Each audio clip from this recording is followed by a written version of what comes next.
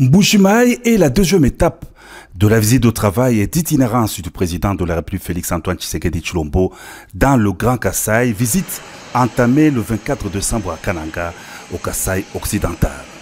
18h15, heure locale, le Boeing présidentiel Simon Kimbangu s'immobilise sur le tarmac de l'aéroport national de Bipemba, Noir-de-Monde, sur son tarmac et aux alentours des installations aéroportuaires, en compagnie de son épouse, la distinguée première dame Denise Nyakeru Tshisekedi.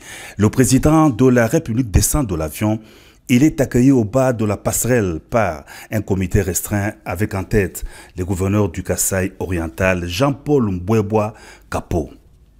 Après la traversée de la haie d'honneur, le président de la République salue les membres du gouvernement central présents en Mbujimaï et les notables locaux, députés, ministres provinciaux ainsi que les chefs traditionnels venus tous très nombreux à l'aéroport. C'était avant de prendre un bain de foule des forces vives de Mbujimaï, mobilisées spontanément depuis de longues heures pour réserver un accueil délirant au président Félix-Antoine Tshisekedi Tshilombo.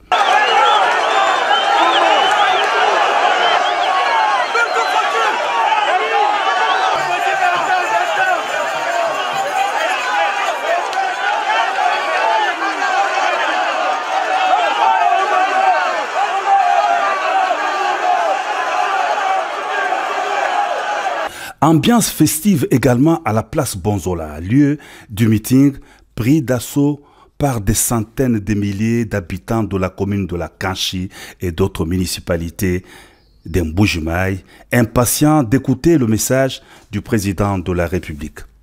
D'entrée de jeu, le chef de l'État a vivement remercié la population de Mbujimaï de l'accueil très chaleureux qu'elle lui a réservé et de la confiance que la population du Kasaï oriental lui a accordée en l'élisant pour un second mandat à la tête du pays. Je vous ai promis de revenir après mon élection pour réitérer mes engagements pris lors de la campagne électorale, a dit le président de la République. Ces engagements se résument dans les 6 piliers de l'action du chef de l'État durant son quinquennat en cours. Il s'agit de l'emploi de jeunes qui sera résolu par la création d'emplois. Le président de la République a dit avoir instruit le gouvernement de promouvoir l'entrepreneuriat de jeunes. Les deuxième piliers concernent la sécurité. Le président de la République a réitéré sa détermination dans la recherche de voies et moyens de restaurer la paix dans l'est du pays grâce à la montée en puissance des forces armées de la RDC face à l'agresseur, le Rwanda, qui pille les ressources de la RDC et dont le président a brillé par son absence à la rencontre de Luanda en Angola. Le président de la République a mis par ailleurs l'accent sur l'agriculture, priorité des priorités, qui permettra à la RDC d'exporter ses produits agricoles pour diversifier l'économie du pays et combattre la hausse des prix des produits importés. La RDC pourra ainsi compter non seulement sur ses minéraux, mais aussi sur son agriculture pour assurer la sécurité alimentaire.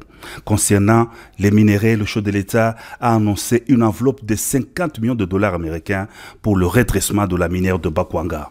Le président de la République a aussi parlé de l'accès aux services de base. Il a épinglé la gratuité de l'enseignement de base qui va aussi s'étendre au niveau du secondaire, la construction de l'université moderne de Mbujimaï et la gratuité de la maternité. Le chef de l'État a conclu par l'administration. Il a évoqué son important programme de 145 territoires qui va redresser le pays à partir de la base en construisant déjà des bureaux de l'administration, des écoles, des centres de santé. Invité par la masse à évoquer les sujets de la révision ou le changement de la Constitution, le président de la République a dit « C'est au peuple souverain primaire de décider. La parole du peuple est celle des dieux », a renchéri le chef de l'État.